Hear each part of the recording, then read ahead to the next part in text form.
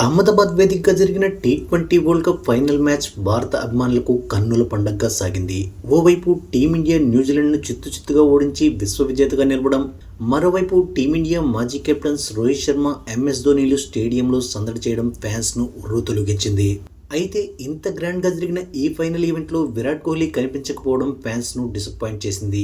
ఈ సందర్భంగా ధోని, రోహిత్ వచ్చారు కానీ విరాట్ ఎందుకు రాలేదన్న ప్రశ్న ఇప్పుడు సోషల్ మీడియాలో హాట్ టాపిక్గా మారింది. అయితే ఎంఎస్ ధోని, రోహిత్ శర్మ స్టేడియానికి రావడానికి ఒక బలమైన రీజన్ ఉంది. అదేంటంటే ఐసీసీ ప్రోటోకాల్లో భాగంగా గతంలో టీ20 ప్రపంచ కప్ టైటిల్ గెలిచిన మాజీ కెప్టెన్లను గౌరవ సూచకంగా ఈ ఫైనల్స్కు ఆహ్వానించారు.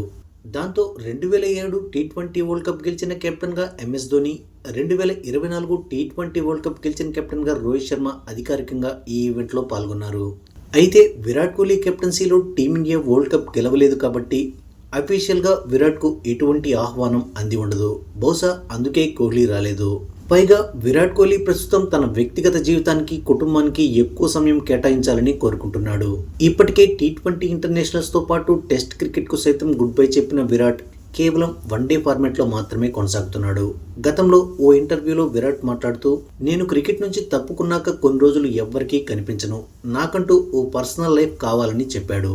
బహుశా అదే ఉద్దేశంతోనే ఆర్భాటాలకు దూరంగా ఉంటూ తన కుటుంబ సభ్యులతో కలిసి ఇంట్లోనే మ్యాచ్ చూస్తూ ఈ విజయాన్ని సెలబ్రేట్ చేసుకోవాలని భావించినట్లు తెలుస్తోంది. ఏది ఏమైనా మైదానంలో కోహ్లీ ఎనర్జీని మిస్ అయ్యామని ఫ్యాన్స్ తెగ ఫీల్ అవుతున్నారు.